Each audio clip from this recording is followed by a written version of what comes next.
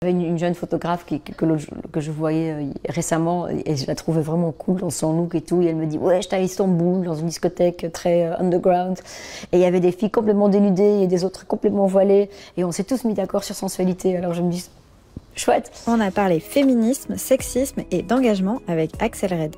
Tu as déjà vécu un moment MeToo? J'avais une maison de disques qui était intéressée en moi, c'était en Angleterre. Et je m'étais rendue à Londres. C'était un gars mais complètement MeToo. Et comme beaucoup de femmes dans cette situation, j'ai essayé au début d'ignorer ce qu'il était en train d'essayer parce que j'avais envie d'avoir ce contrat quand même jusqu'au moment où ça a été vraiment, il a été très clair dans ses propos et bah du coup j'étais aussi très claire dans mes propos que voilà c'était un prix que j'étais pas prête à payer. Personne n'en parlait et j'étais pas dans une position, c'était pas la période et j'étais qui moi, j'étais pas encore connue ni rien du tout et malheureusement j'ai pas pu comment dire voir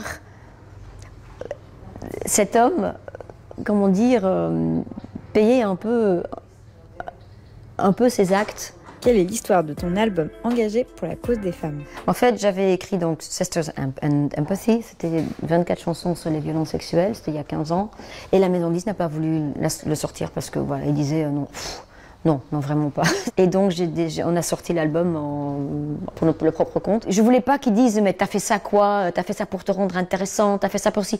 J'avais tellement pas envie de ça. Et à vrai dire, j'avais pas la force. Si j'ai écrit cet album, c'était pour dénoncer des choses, pour faire bouger les choses, mais c'était aussi pour soigner quelque part une sorte de traumatisme. J'avais trop vu d'injustice et j'avais pas la force, à vrai dire, d'encaisser tout ça. J'ai fait des choses autour de cet album, j'en ai parlé, j'ai fait quand même quelque part le max, je le joue toujours sur scène, je fais à des conférences et tout ça, mais je ne pouvais pas le promouvoir comme un album, comme les autres albums, en tout cas pas celui-là. Il était juste un peu trop tôt et donc malheureusement la maison 10 n'a pas joué le jeu. Aujourd'hui ils auraient été ravis de le sortir parce qu'ils auraient vu un peu comme du greenwashing.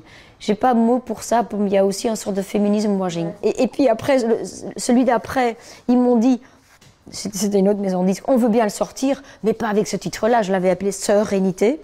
Alors je l'ai appelé Un cœur comme le mien. Ton plus beau moment de sororité musicale? J'avais mon premier enfant et comme je voulais l'emmener en tournée, je me dis c'est impossible d'aller à l'hôtel tous les soirs.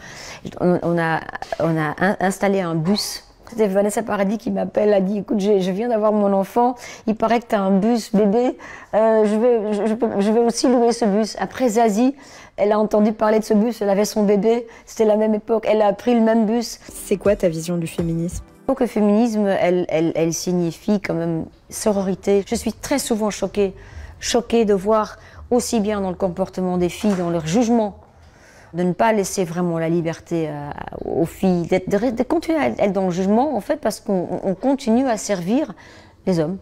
J'en ai vu tellement, en fait, dans mes voyages, des femmes qui ne se contentent pas juste de se sauver elles, mais qui se disent je veux faire plus que ça.